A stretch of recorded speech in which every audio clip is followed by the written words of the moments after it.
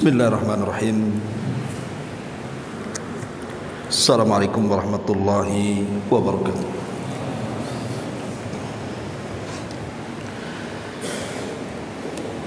Alhamdulillah wassalatu wassalamu ala Rasulillah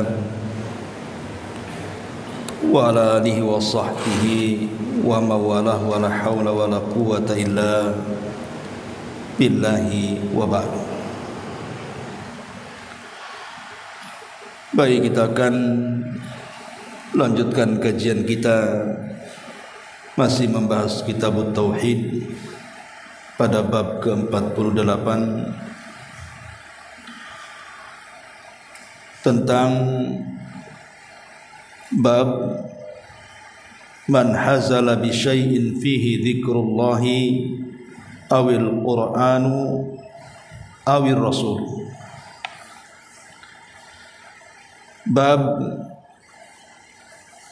tentang orang yang mengolok-olok dengan Allah Subhanahu wa taala dan juga Al-Qur'an ataupun Rasulullah sallallahu alaihi wa ala alihi wasallam.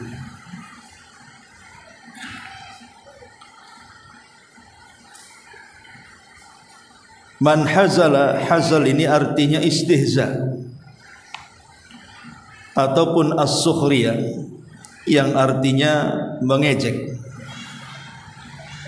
mengolok-olok dan merendahkan kepada Allah atau terhadap Al-Quran dan juga Nabi sallallahu alaihi wasallam. Lalu apa kaitannya bab ini? Dicantumkan pengarang dalam kitab Tauhid. Karena mengolok-olok Allah, Quran dan juga Rasul, tanda orang itu tidak mengagungkan Allah Subhanahu wa taala. Artinya orang itu tidak bertauhid. Makanya Allah Subhanahu wa taala mengatakan dalam surah Nuh ayat 13, "Ma lakum la tarjuna lillahi waqara." Mengapa kamu tidak takut akan kebesaran Allah Subhanahu wa taala sehingga berani mengolok-olok Allah, Al-Qur'an dan juga Nabi sallallahu alaihi wasallam. Dan tidaklah melakukan hal-hal yang kotor seperti ini kecuali mereka adalah orang-orang munafik. Karena hanya orang-orang munafiklah kebiasaan mereka yang suka mengejek syariat. Allah mengatakan dalam surah Al-Mutaffifin, "Innal ladzina ajramu kanu minal ladzina amanu yadhakun." Sesungguhnya orang-orang yang berdosa, maksudnya orang-orang munafik, mereka orang-orang yang dulunya mentertawakan orang-orang yang beriman. Karena orang-orang yang beriman ini melaksanakan syariat Allah Subhanahu wa taala. Dan Allah juga mengatakan dalam surah Al-Baqarah, "Wa idza laqul ladzina amanu qalu amanna. Wa idza khalau ila syayatinihim qalu inna ma'akum innama nahnu mustahzi'un." Apabila mereka berjumpa dengan orang-orang yang beriman, mereka berkata, "Kami juga beriman seperti kalian." Tapi apabila mereka kembali kepada setan-setan mereka, maksudnya kepada pimpinan-pimpinan munafik mereka, mereka pun berkata, "Sungguh kami bersama kalian, kami hanya mengolok-olok mereka saja." Perkataan mereka kepada orang yang beriman, "Kami bersama kalian," itu hanya olok-olokan kami saja. Begitulah orang-orang munafik. Makanya dalam bab ini pengarang ingin menyebutkan tentang bagaimana lancangnya orang-orang munafik terhadap tauhid. Di hati mereka tidak ada pengagungan terhadap Allah Subhanahu wa taala, sehingga mereka berani mengolok-olok Allah, Al-Quran dan juga sunnah Nabi sallallahu alaihi wasallam. Kemudian pengarang membawakan dalil dari Al-Quran surah Al-Baqarah, surah At-Taubah ayat 65 sampai 66. Allah Subhanahu wa taala mengatakan, wala in sa'altahum la yaqulunna innama kunna nakhudhu wa nal'ab qul abillahi wa ayatihi wa rasulihi kuntum tastahzi'un la ta'tadhiru qad kafartum ba'da imanikum. Dan jika kamu tanyakan kepada mereka tentang apa yang mereka lakukan, maksudnya orang-orang munafikin, tentulah mereka akan menjawab, sesungguhnya kami hanya bersendau gurau saja, bermain-main saja.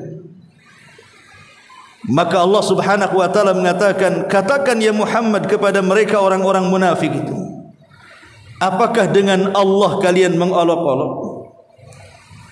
Apakah dengan ayat-ayat Allah kalian mengolok-olok? Apakah dengan Rasul Allah kalian mengolok-olok? Tidak usah kamu minta maaf dan cari-cari alasan, karena sesungguhnya kalian sudah kafir setelah keimanan kalian. Surah At-Taubah ini ayat 65 dan 66 ada asbab nuzulnya. Kenapa pengarang mencantumkan surat ini? Makanya di sini pengarang menyebutkan tentang asbab nuzulnya. An Ibni Umar wa Muhammad ibni Ka'ab wa Zaid ibni Aslam wa Qatadah dakhala haditha ba'dihim fi ba'd annahu qala rajulun fi ghazwati Tabuk ma ra'ayna mithla qurra'ina haula'i arghabu butunan wala akdhabu alsunan wala ajbanu indal liqa', yakni Rasulullah sallallahu alaihi wasallam wa ashabuhu al-qurra. Faqala lahu Auf ibn Malik, kadzabta walakinnaka munafiq, la ukhbiranna Rasulullah sallallahu alaihi wasallam. Fadhahaba Auf ila Rasulillah sallallahu alaihi wasallam liyukhbirahu, fawajada al-Qur'ana qad sabaqahu, faja'a dhalika ar-rajul ila Rasulillah sallallahu alaihi wasallam wa qad irtahala wa rakiba naqatahu, faqala ya Muhammad ya Rasulullah innama kunna nakhudhu wa natahaddatsu hadits ar-raqbi naqta'u bihi 'anna at-tariq. Qala Ibn Umar ka'anni anzur ilaihi muta'alliqan bi nis'ati naqati Rasulillah sallallahu alaihi wasallam wa innal hijarata tankabu rijlaihi wa huwa yaqul innama kunna nakhudhu wa nal'ab. Fayaqulu lahu Rasulullah sallallahu alaihi wasallam abillahi wa ayatihi wa rasulihi kuntum tastahzi'un, ma yaltafitu ilaihi wa ma yaziduhu alaihi.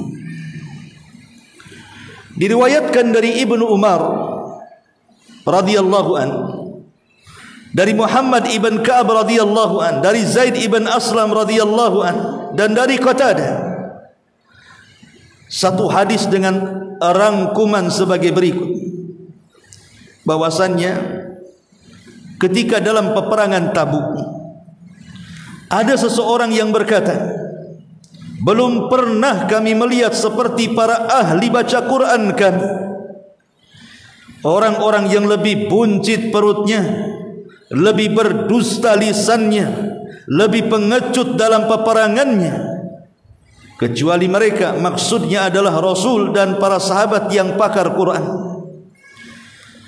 Maka berkatalah Auf ibn Malik kepada orang yang mengucapkan kalimat itu, dusta engkau, engkau munafik. Aku akan beritahu perkataanmu kepada Nabi sallallahu alaihi wasallam. Lalu berangkatlah Auf ibn Malik kepada Rasul untuk memberitahukan hal itu kepada beliau. Akan tetapi Al-Quran lebih dulu memberitahu Nabi SAW. Dan ketika orang itu datang kepada Nabi SAW, beliau sudah beranjak dari tempatnya dan menaiki untanya.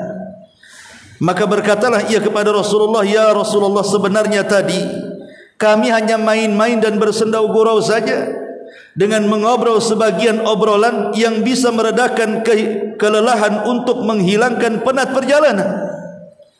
Kata Ibnu Umar yang meriwayatkan hadis ini, "Sepertinya aku melihat orang tadi berpegang kepada sabuk pelana unta Rasul, sedang kedua kakinya terseret-seret dengan batu, sambil berkata, 'Kami hanya main-main ya Rasulullah, kami hanya bersendau gurau wahai Rasul.' Tapi Nabi SAW hanya mengucapkan kalimat, 'Apakah dengan Allah, ayat-ayat dan Rasulnya kau berani mengolok-olok?' Kata Ibnu Umar, Rasul mengatakan seperti itu tanpa menoleh dan tidak bersabda kepadanya lebih dari perkataan itu. Ma'asyiral muslimin wal muslimat rahimani wa rahimakumullah. Baik, ayat ini, tepatnya surah At-Taubah, itu hampir keseluruhan membongkar borok-borok orang-orang munafik. Dan surah At-Taubah ini hampir keseluruhan turun setelah Nabi SAW pulang dari Tabuk. Sedikit saya bicara tentang perang Tabuk. Ma'asyiral muslimin yang dimuliakan Allah Subhanahu wa taala, perang Tabuk ini adalah perang yang terakhir yang langsung dipimpin Nabi SAW. Dan perang Tabuk ini terjadi di tahun ke-9, 1 tahun lebih sebelum wafatnya Nabi SAW.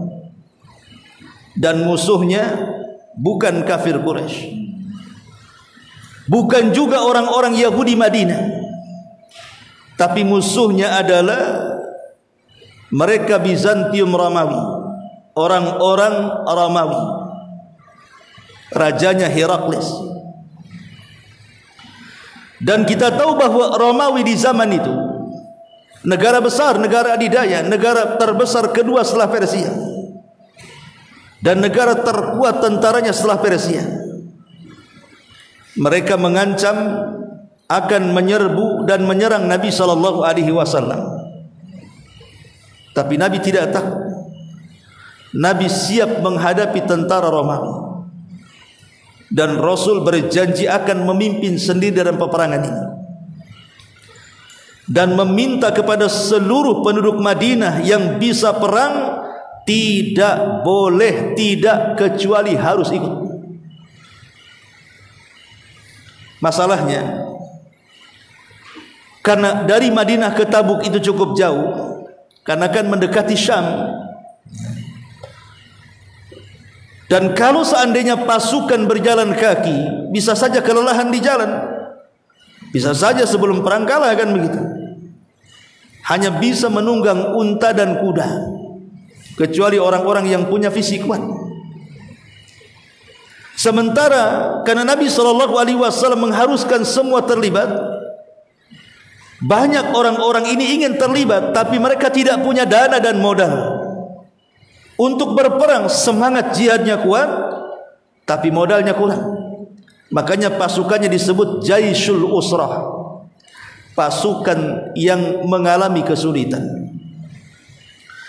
Disinilah Nabi SAW akhirnya berkhutbah di hadapan para sahabat untuk menginfakkan sebagian harta mereka, karena perang ini sangat penting dalam kehidupan Nabi SAW dan para sahabat, karena mereka akan mengancam keberlangsungan keamanan kota Madinah. Maka datanglah Abu Bakar Siddiq radhiyallahu an menyumbang dengan seluruh kekayaannya, sampai Rasul mengatakan, "Apa yang kau tinggalkan kepada keluargamu wahai Abu Bakar?" Maka Abu Bakar mengatakan, "Kuserahkan kepada Allah dan Rasul." Kemudian Umar datang membawa separuh hartanya, Abdurrahman ibn Auf menyumbang dengan banyak hartanya, dan yang paling banyak menyumbang adalah Utsman ibn Affan radhiyallahu anhu. Seolah-olah Tabuk itu milik Utsman. Sampai-sampai Nabi SAW mengatakan setelah Utsman menyumbang harta yang begitu banyak, ma dharraka ya Utsman ma amilta ba'da hadzal yaum. Tidak akan memadaratkan engkau wahai Utsman apa yang kau lakukan setelah hari ini. Engkau menyumbang begitu banyak sekali harta, dan ku janji kalau menang ini perang akan ku kembalikan. Tapi setelah menang perang, Rasul hendak mengembalikan, Utsman menolaknya dan mengatakan, aku sudah menyerahkan kepada Allah dan Rasulnya. Ma'asyiral muslimin yang dimuliakan Allah Subhanahu wa taala, setelah kemudian kiranya cukup dalam perbekalan, maka Nabi SAW dengan pasukannya bergerak dari Madinah ke Tabuk. Dan ketika itu di Madinah tidak ada yang tinggal kecuali 5 manusia. Pertama, Ali bin Abi Thalib radhiyallahu anhu, karena diperintahkan Rasul untuk menjaga keluarganya. Yang kedua, Muhammad ibn Maslamah, karena dia dipercaya oleh Nabi SAW sebagai wali Madinah untuk mengurus pemerintahan kota Madinah seperginya Nabi SAW berperang. Kemudian yang ketiga, sebagian munafik, mereka tak mau berangkat, banyak alasan supaya tidak ikut perang. Kemudian juga yang keempat, ashabul a'dzar, orang-orang yang memang punya uzur untuk tidak berperang, anak-anak, perempuan, orang-orang yang sudah tua renta, sakit, tidak sanggup berperang, mereka tidak mungkin berperang. Dan yang terakhir, al-usat minal mu'minin, mereka bukan munafik, mereka orang-orang yang beriman tapi mereka bermaksiat dan tidak ikut dengan berbagai macam alasan. Inilah 5 kelompok yang tidak ikut perang. Tapi sebagian besar para sahabat Nabi SAW dan sebagian orang munafik yang ingin harta rampasan perang itu berangkat. Ketika kemudian sampai dekat dengan perbatasan Tabuk, maka Allah Subhanahu wa taala memberikan mukjizat kepada Nabi SAW. Itu yang dikatakan Nabi SAW, khamsun, 5 perkara lam yu'ta li ahadin minal anbiya, yang tidak diberikan kepada satu pun dari kalangan para nabi kecuali aku, kata Nabi SAW. Salah satunya adalah Allah Subhanahu wa taala menanamkan perasaan takut kepada musuhnya sejauh perjalanan 1 bulan. Menanamkan ar-ru'bu masirata syahri, menanamkan ar-ru'b, ketakutan kepada hati-hati musuh sejauh perjalanan 1 bulan. Jadi saat-saat melihat Romawi, tentara Nabi SAW, Allah masukkan ke hati orang-orang Romawi ini perasaan takut yang luar biasa. Baru lihat sudah takut.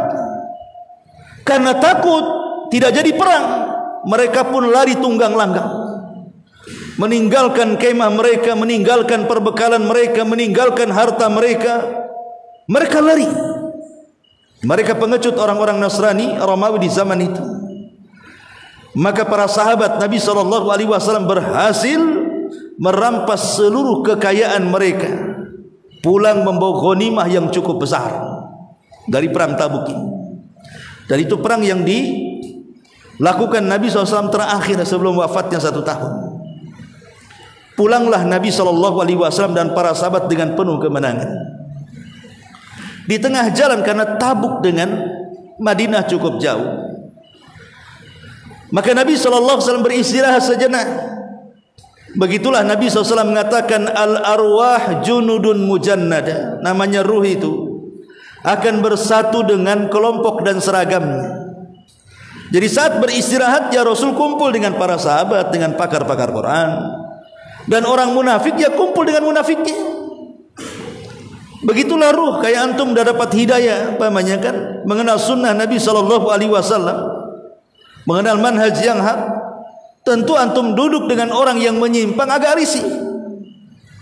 Pasti antum akan lebih senang duduk dengan sesama orang yang seakidah, kan begitu. Begitulah hidayah namanya.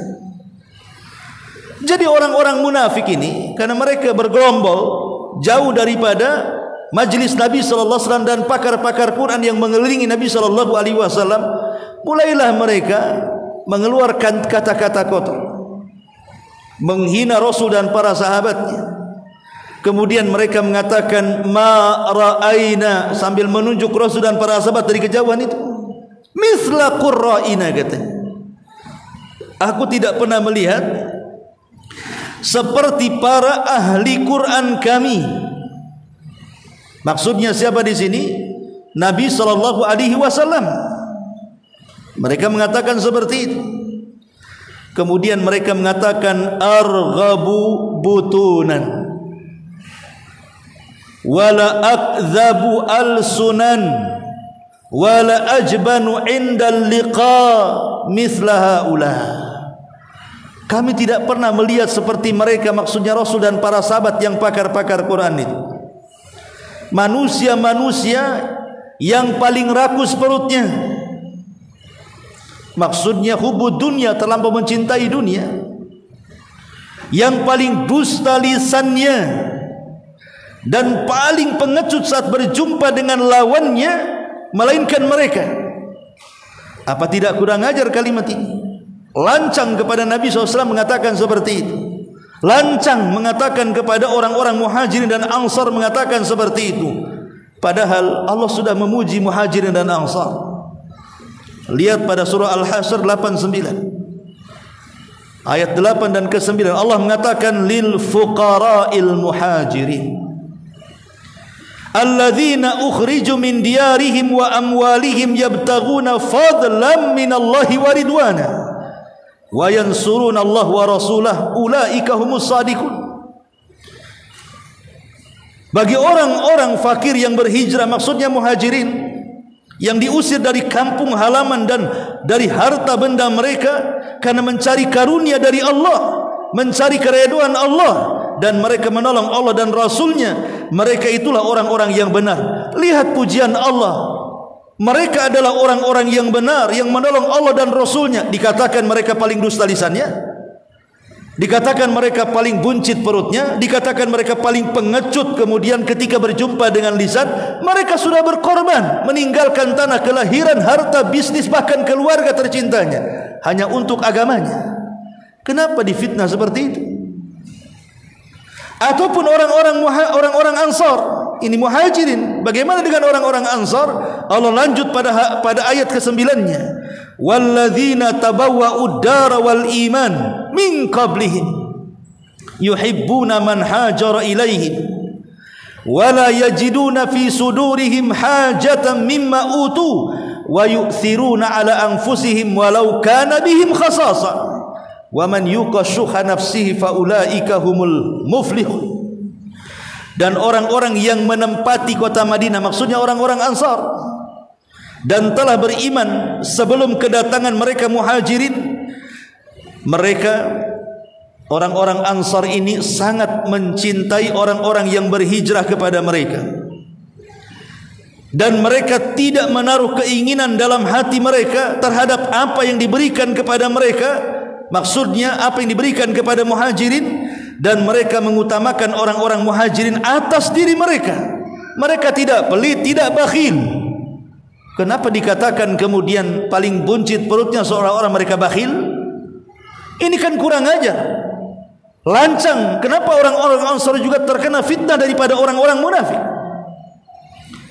Makanya karena ucapan ini sudah melampau lah, kebetulan ketika itu ada seorang sahabat namanya Auf ibn Malik, masih muda sahabat ini, ada di kelompok mereka, tapi dia bukan munafik. Mendengar ucapan itu dia emosi dan mengatakan kadzabtum, dusta kalian. Sa'ukhbiranna Nabiy sallallahu alaihi wasallam, aku habarkan kalian kepada Nabi sallallahu alaihi wasallam. Langsung dia lari dari kelompok munafik, bergegas menemui Nabi sallallahu alaihi wasallam. Tapi Quran lebih dulu datang memberitahu Rasul sebelum kedatangan Auf ibn Malik, bahwa mereka sudah lancang mengucapkan kalimat itu. Maka turunlah ayat surah At-Taubah, turun hampir secara keseluruhan surah At-Taubah turun. membongkar aib dan borok-borok orang-orang munafik. Salah satunya ayat yang dicantumkan pengarang dalam bab ini. Wala in sa'altahum, apabila engkau bertanya kepada mereka, apa maksud ucapan itu? Ucapan yang mengatakan bahwa Rasul dan para sahabat perutnya paling buncit, lisannya paling dusta, paling pengecut ketika berjumpa dengan lawan dan musuhnya. Maka mereka mengatakan, Rasul, perjalanan dari Tabuk ke Madinah kan jauh. Kami untuk menghilangkan penat, untuk menghilangkan capek, ya wajarlah kami ini bersendau gurau, tertawa-tertawa sesama kami, biar perjalanan jauh menjadi dekat tanpa sadar. Alasan ini logis. Tapi masalahnya, candaannya itu yang jadi masalah. Mereka mengatakan innama kunna nakhudhu wa nal'ab. Ucapan itu hanya sekedar sendau gurau saja, Rasulullah main-main saja, menghilangkan penat-penat kami di jalan. Apakah kepada Allah kalian menjadikan sendau gurau olok-olokan itu? Apakah kepada ayat-ayatnya menjadikan permainan dengan olokan-olokan itu? Apakah dengan Rasulnya kalian menjadikan dengan olok-olokan itu kesengajaan hanya untuk main-main? Ini bukan perkara main-main. Maka Allah subhanahu wa ta'ala dengan tegas mengatakan, Kul, katakan ya Muhammad kepada mereka, La ta'tadhiru qad kafartum ba'da imanikum. Jangan cari-cari alasan kalian. Sungguh kalian telah kufur setelah keimanan kalian. Ikhwan, dari sini kita tahu tentang bahaya lisan. Nabi SAW mengatakan, wa innal abda la yatakallamu bil kalimati la yulqi laha balan yahwi sahibuha fi nari jahannam. Terkadang ada seorang hamba tanpa sadar mengucapkan satu kalimat. Lihat bahasa Rasul, tidak usah berkalimat-kalimat, satu kalimat saja. Tapi kalimat ini mengandung murka Allah subhanahu wa ta'ala. Seperti orang-orang munafik mengucapkan kalimat ini, mengolok-olok Allah, Rasul dan ayat-ayatnya. Itu sudah memasukkan manusia yang mengucapkannya ke dalam jahannam. Bahkan kalau kalimat itu adalah dilontarkan orang-orang munafik, maka nerakanya bukan neraka yang paling atas, tapi neraka yang paling dalam. Karena neraka itu kan tabaqat, bertingkat. Yang paling atas mereka ahli maksiat dari kalangan orang-orang Islam. Kemudian di bawahnya mereka adalah orang-orang ahli kitab Yahudi dan Nasrani, kafir asli. Kemudian di bawahnya lagi orang-orang murtad. Kemudian yang paling dalam itulah orang-orang munafik. Orang-orang munafik, mereka paling dalam, dikumpulkan dengan orang-orang yang menyekutukan Allah subhanahu wa ta'ala. Na'udzubillah. Makanya Allah mengatakan, innal munafiqina fi darkil asfali minan nar. Orang-orang munafik itu diletakkan di inti paling dalam, di ujung yang paling dalam dari neraka, kata Allah. Jadi bahaya lisan ini sangat bahaya sekali. Dan bukan hanya mengolok-olok Allah, yang jelas ini paling-paling bahaya ya. Allah dicela seperti orang yang mencela takdir umpamanya. Itu kan mencela Allah subhanahu wa ta'ala. Kemudian juga mencela ayat-ayatnya, mencela Al-Quran, mengata-ngatakan Al-Quran atau menginjak Al-Quran, na'udzubillah. Atau Al-Quran dijadikan barang mainan, digunakan mantra-mantra, dicampur adukan dengan mantra-mantra setan dalam dunia perdukunan umpamanya, ditulis dengan darah head dan yang semacamnya. Atau mungkin Nabi SAW diejek, dibuat karikatur, dikatakan Nabi Islam itu Nabi yang penuh dengan syahwat, istrinya banyak dan begitu seterusnya. Ini yang paling dahsyatnya, udah kufur, jelas-jelas kufur. Tapi di sana juga ada orang-orang yang mengolok-olok para ulama, orang-orang saleh, seperti ulama-ulama yang mereka menjelaskan tentang syariat Allah yang sebenarnya, mengajak manusia ke dalam manhaj yang hak dan juga sunnah Rasul. Dikatakan mereka ulama-ulama penguasa, karena tidak bicara soal jihad, soal macam-macam. Ulama-ulama kulit tidak tahu isi. Masyarul muslimin yang dimuliakan Allah Subhanahu wa taala, apakah gara-gara kemudian seperti yang ma'ruf tuduhan kepada para ulama-ulama seperti Syekh bin Baz, Syekh Utsaimin, Syekh Albani atau masyayikh yang lainnya di zamannya, itu ada tuduhan-tuduhan mereka mengatakan ini ulama-ulama penguasa kata. Apakah hanya karena mereka menjelaskan tentang Islam yang sebenarnya, mengembalikan manusia ke jalan yang hak, ke jalan Al-Quran dan Sunnah sesuai dengan pemahaman salaf, dikatakan kemudian mereka para penjilat ulama, para penjilat penguasa? Na'udzubillah. Khatufiddin, muliakan Allah Azza wa Jalla. Memang ulama itu terbagi menjadi tiga. Pertama alim sultan, yang kemudian alim al-millah, yang kemudian yang ketiga alim al-ummah. Alim sultan, ya memang ulama para penjilat penguasa, mereka tidak berani mengatakan yang hak itu hak. Apa yang diminta penguasa untuk memfatwakan walaupun batil, dia akan buat fatwa. Itu yang tidak boleh. Mereka para ulama sultan berfatwa sesuai dengan keinginan penguasa, tidak berani mengatakan al-haq al-haq, batil-batil. Padahal afdalul jihad, seutama-utama jihadlah kalimatul haq inda sultanil jair. Kebenaran yang disampaikan kepada para penguasa zalim. Kemudian yang kedua ada alim al-ummah. Dia ceramah sesuai dengan kehendak umat saja. Kira-kira tema yang disukai umat, itulah. Walaupun isinya syirik, isinya bid'ah, isinya mungkar, terserah. Yang penting umat senang. Apa yang umat senangi, saya akan mengikut. Maka ulama seperti ini selamanya tidak akan pernah menyingkap kebenaran dan kebatilan, karena dia mengikuti gaya ceramah apa yang dikehendaki umat, mengalir begitu saja. Maka yang ketiga inilah maksudnya alim al-millah, betul-betul seorang ulama yang menjelaskan apa yang dikehendaki agama itu sendiri. Kata Al-Quran A, kita katakan A. Kata sunnah A, kita katakan A. Yang hak kita katakan hak, yang batil kita katakan batil. Dan itulah ulama Rabbani. Lah terkadang ulama-ulama Rabbani ini malah dituduh pula ulama sultan. Ma'asyiral muslimin yang dimuliakan Allah Subhanahu wa taala, yang ingin saya katakan bahwa faedah daripada bab ini, hati-hati lisan ini. Karena ada ucapan-ucapan yang tidak sadar. Ucapan-ucapan itu adalah bagian daripada ucapan munafik. Ingat, di zaman Nabi, untuk menyingkap siapa munafik itu sangat sulit sekali. Sampai Rasul juga tidak bisa membedakan munafik dan mana sahabat. Karena hampir tidak bisa dibedakan mana munafik, mana sahabat di zaman itu. Kalau bukan karena Allah kemudian membongkar borok mereka, menyebutkan satu persatu nama-namanya. Kemudian Rasul merintahkan Hudzaifah bin Yaman menulis satu-satu dan tidak boleh diceritakan kepada orang. Selamanya Rasul tidak tahu mana satu munafik. Tapi di zaman sekarang, para munafik itu tidak perlu menyembunyikan dirinya. Terang-terangan mereka mengaku Islam, tapi ucapan mereka munafik. Mereka tidak sadar kufur, keluar dari Islam tanpa sadar karena ucapan dan lisan mereka. Seperti apa contohnya? Seperti umpamanya ucapan-ucapan yang menunjukkan kebencian terhadap Islam.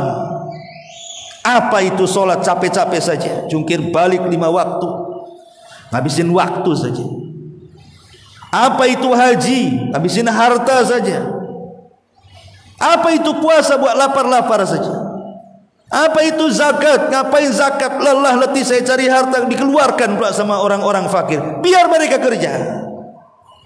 Apa itu janggut, apa itu cadar, kayak ninja saja.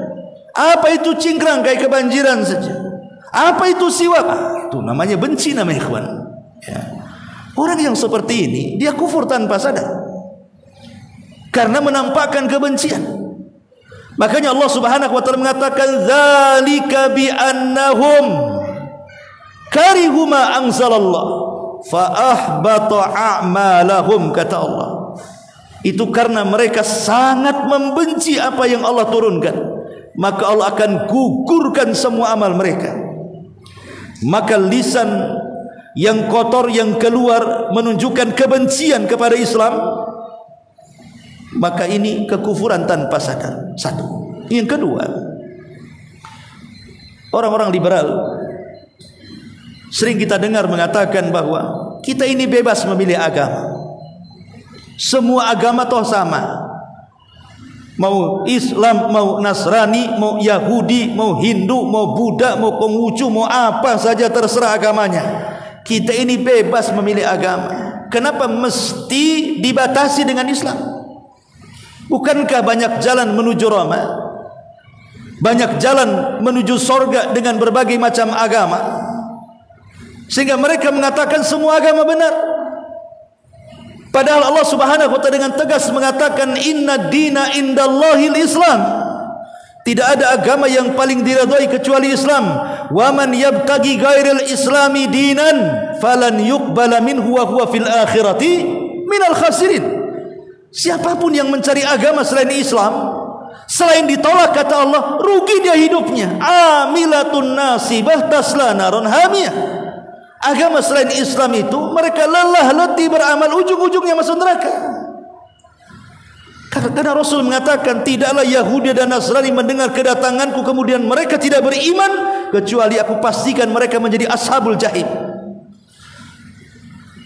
Bagaimana mungkin disamakan agama yang menyembah hanya Allah semata, qul huwallahu ahad, Allahus samad, lam yalid walam yulad walam yakul lahu kufuwan ahad, dengan agama yang mengatakan Isa Tuhan, Isa anak Tuhan, Isa satu di antara tiga Tuhan, atau orang yang menyembah Uzair Yahudi dengan mengatakan anak Tuhan, dan begitu seterusnya. Sama? Tidak sama. Bagaimana akan disamakan? Yang satu agamanya tauhid, yang satunya agamanya tidak tauhid. Bagaimana akan disamakan? Makanya orang yang mengatakan bahwa orang itu bebas memilih agama, ini ucapan kufur. Hati-hati, ini orang munafik. Atau mungkin ada sebagian orang liberal mengatakan ada beberapa ayat Quran itu kalau diterapkan di zaman sekarang sudah tidak relevan, tidak cocok. Contoh umpamanya ayat-ayat tentang hudud, mencuri potong tangan, kemudian juga orang yang berzina muhsan dirajam, orang yang mabuk dicambuk 40 di zaman Rasul ditambah 80 di zaman Umar, dan begitu seterusnya. Enggak cocok. Begitu juga ada beberapa hukum-hukum ini kalau diletakkan di zaman sekarang nampaknya kurang cocok, sehingga kalau perlu ada beberapa ayat itu direvisi sajalah, kan begitu. Sebagaimana beberapa hadis itu enggak usahlah dibuang saja, dipakai lafadznya, enggak usah amalkan itu isinya. Lah ini kan kelancangan yang luar biasa, mengatakan bahwa syariat ini tidak relevan. Yang menciptakan kita Allah, yang menurunkan agama juga Allah, baik kitab-kitab dari langit ataupun wahyu-wahyu dalam bentuk sunnah Rasul itu pun adalah semua dari Allah. Maknanya apa? Allah yang menciptakan kita, Allah yang tahu dengan maslahat kita. Bahkan kita tidak lebih tahu dari maslahat kita sendiri.